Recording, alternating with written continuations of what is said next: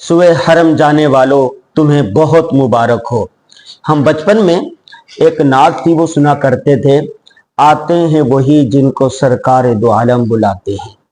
واقعتاً حرم شریف جانا، بیت اللہ کی زیارت کے لیے جانا، روضہ رسول پر جانا، عمرے کے لیے جانا، حج کے لیے جانا، جن کی اللہ کے ہاں قبولیت ہوتی ہے، جن کو بلاوا آتا ہے وہی جاتے ہیں۔ مال و دولت سے اپنی طاقت کے بل بوتے پر کوئی نہیں جا سکتا۔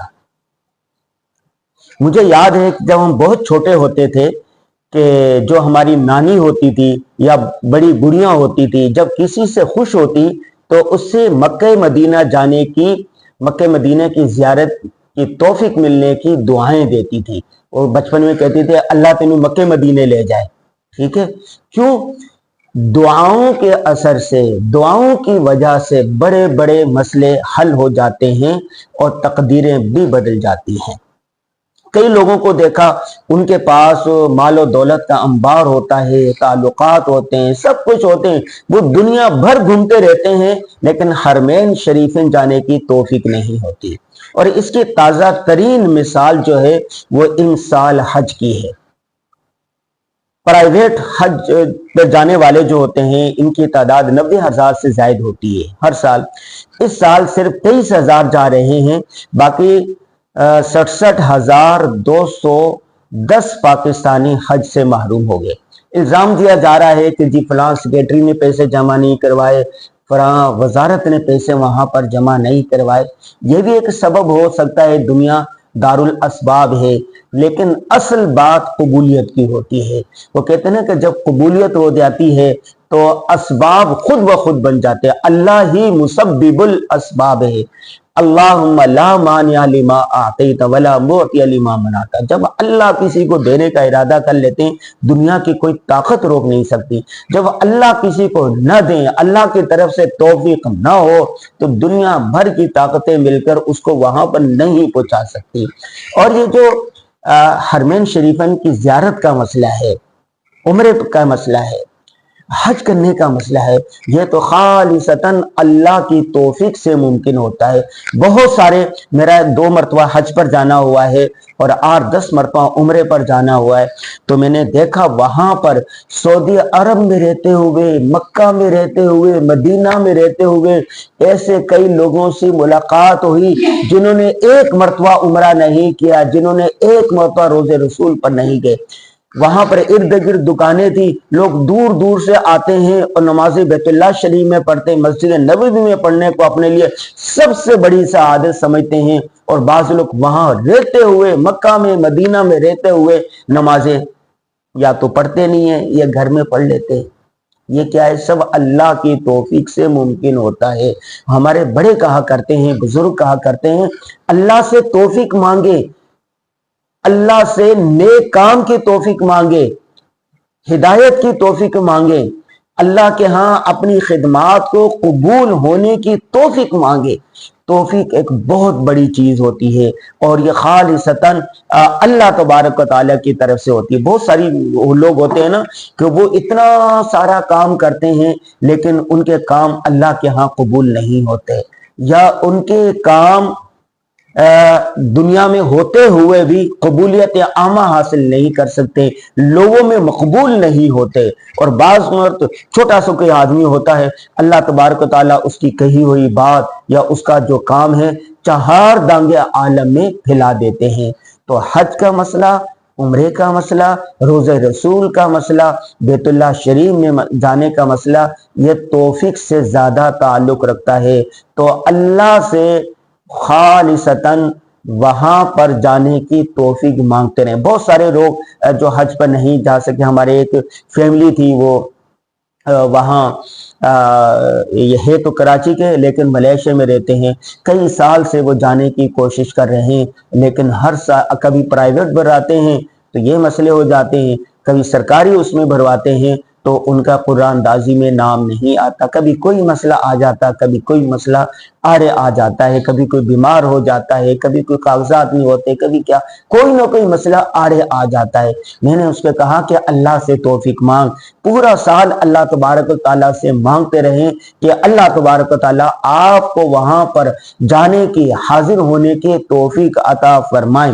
نمبر 2, جو خوش نصیب ہیں وہ خوش نصیب ہیں جو حج اور عمرے کے لیے جا رہے ہیں اور بار بار جاتے رہتے ہیں. ہم نے وہاں پر یہ بھی دیکھا کہ بہت سارے لوگ وہاں چلے جاتے ہیں لیکن انہیں آداب پتہ نہیں ہوتا.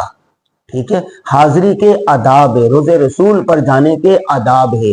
ہمارے بڑے کہا کرتے تھے, اکابر کہا کرتے تھے, روزے رسول کے ارد گرد بلند آواز سے بھی بات نہیں کرنی چاہیے, آہستہ آواز میں بات کرنی چاہیے, اور روزہ رسول کے ارد گرد مدینہ کی کسی چیز کو برا بھلا بھی نہیں کہنا چاہیے, ان کے کاموں کی تعریف کرنی چاہیے.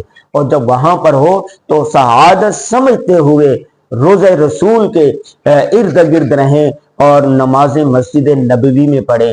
اگر مکہ میں ہیں تو نمازیں زیادہ سے زیادہ وقت آپ وہاں پر گزاریں. اور اسی طرح رسول اللہ صلی اللہ علیہ وسلم جن جن مقامات پر گئے ہیں, جو جو جگہ رسول اللہ صلی اللہ علیہ وسلم سے منسوب ہے, وہاں پر جائیں. وہ کہتے ہیں نا کہ محبوب کی ہر چیز سے محبت ہوتی ہے, تو رسول اللہ صلی اللہ علیہ وسلم کی جتنی یادگاریں ہیں جہاں پر گئے ان سے بھی محبت ہونی چاہیے. جب ہم نے حج کیا اور عمرہ کیا تو واپس آ کے ہم نے یہ کتاب لکھی تھی, حج اور عمرہ کیسے کریں. یہ جتنے ہم نے عمرے کیے تھے, حج کیے تھے, ان تجربات کا نچوڑ اس میں لکھا گیا ہے. گھر سے نکلنے سے لے کر واپس آنے تک قدم بقدم, لمحہ لمحہ رہنمائی کی گئی ہے. ایک حاجی کو, ایک معتمر کو, ایک زائر کو اپنے 40 دن, 2 ہفتے, 3 ہفتے مکہ میں کیسے گزارنے چاہیے, مدینہ میں اپنا اوقات کیسے گزارنے چاہیے, وہاں پر کون کون سی جگہ ہیں جن کے آپ نے زیارت کرنی ہے. یہ جو کتاب ہے یہ جامع پیکج ہے. جب آپ اتنے سارے اخراجات کر کے جا ہی رہے ہیں تو یہ کتاب یا اس طرح مستند علماء کرام کی لکھی ہوئی مستند کتابیں اپنے ساتھ لے کر جائیں. اور دوسری بات یہ ہے کہ کسی عالم دین کے ساتھ مسلسل رابطے میں رہیں. وہ کہتے ہیں نا فَاسْأَلُوا أَهْلَ الذِّكْرِ إِن كُنتُمْ لَا تَعْلَمُونَ, کسی چیز کے بارے میں آپ کو پتہ نہیں ہے, یہ کوئی مسئلہ غلط ہو گیا, یہ کوئی کام غلط کر لیا, فوراً اہل علم سے رجوع کریں. واٹس ایپ پر آپ کے ساتھ وہ ہونے چاہیے, کال پر ہونے چاہیے, اور اسی طرح کتابیں آپ کے ساتھ ہونی چاہیے. کتابیں بہترین ساتھی ہوتی ہے, بہترین رہنمائی کرتی ہے. یہ جیسے یہ کتاب ہے ہر طرح اس میں رہنمائی کر دی گئی ہے. جس کوئی چیز آپ نے دیکھنی ہے کہ دوبارہ عمرہ کیسے کریں, کہاں سے کرنا ہے, احرام کیسے باندھنا ہے, تو یہاں پر کتاب کھولیں اور فوراً آپ کو رہنمائی مل جائے گی. مکہ مدینہ میں کون کون سے مقدس مقامات ہیں, کن کن کی زیارت کرنی چاہیے, اس کے آداب کیا ہے, وہاں جا کے کیا کرنا چاہیے. جب ہم نے حج کے لیے گئے 2018 میں, میرے ساتھ میرے گھر والے تھے اور حج کا پورا گروپ تھا جن کی میں رہنمائی کر رہا تھا. انہوں نے احرام باندھا ہوا تھا. احرام باندھ کے بعد ہم نے عمرہ کیا. عمرہ کرنے کے بعد ابھی حج میں تو پورے 40 دن باقی تھے, ہم 2 مہینوں کے لیے گئے تھے. اب وقت کیسے گزارنا ہے, تو وہ کہنے لگے, جو انہوں نے احرام پہنا ہوا تھا تو وہ سمجھ رہے تھے کہ شاید ہم نے 2 مہینے تک یہ احرام پہن کے رکھنا ہے, اور میاں بیوی کے جو تعلقات ہوتے ہیں یہ 2 مہینے تک, جب تک ہم حرمین شریفین میں رہتے ہیں رہیں گے, اس وقت تک یہ میاں بیوی کے تعلقات حرام ہیں, تو یہ ہو ہی نہیں سکتے. تو ایک آدمی میرے پاس آیا تو اس نے یہاں کی مسئلہ پوچھا. میں نے اس کو بتا دیا کہ بھائی یہ تو صورت میں جب حالت احرام میں ہو تو یہ چیزیں ممنوع ہیں, یہ ازدواجی تعلقات. جب آپ حالت احرام میں نہیں ہیں تو آپ کر سکتے ہیں, اس میں کوئی حرج نہیں ہے. اور تو بہت سارے لوگ حیران ہوئے کہ اچھا ہمیں تو پتہ ہی نہیں تھا, ہم تو یہ سمجھ رہے تھے کہ 2 مہینے میاں بیوی نے بالکل الگ رہنا ہے. تو ایسے بہت ساری چیزیں ہوتی ہیں جو ان کو پتہ نہیں ہوتی اور ان کے لیے مشکلات کا باعث ہوتی ہے. تو اس لیے جس چیز میں آپ کو شک ہو اہل علم سے پوچھ لیں. جب آپ وہاں پر پہنچ چکے ہیں تو آپ کے پاس ایک مستند مفتی کا, عالم دین کا رابطہ نمبر ہونا چاہیے اور کتابیں ہونی چاہیے. تو بہرحال فلائٹیں دنیا بھر سے جانے کے لیے شروع ہو گئی ہیں. جو سوئے حرم جا رہے ہیں ان کو بہت بہت مبارک ہو، وہ اپنی سعادت سمجھتے ہوئے ان اوقات کو قیمتی بنائیں اور اپنے آپ کو خوش نصیب ترین افراد میں شمار کریں۔ اس پر اللہ تبارک و تعالیٰ کا بہت بہت شکر ادا کریں کہ اللہ تبارک و تعالیٰ نے آپ کو حرمین شریفین جانے کی توفیق عطا فرمائی۔ این سعادت بزور بازو نیست۔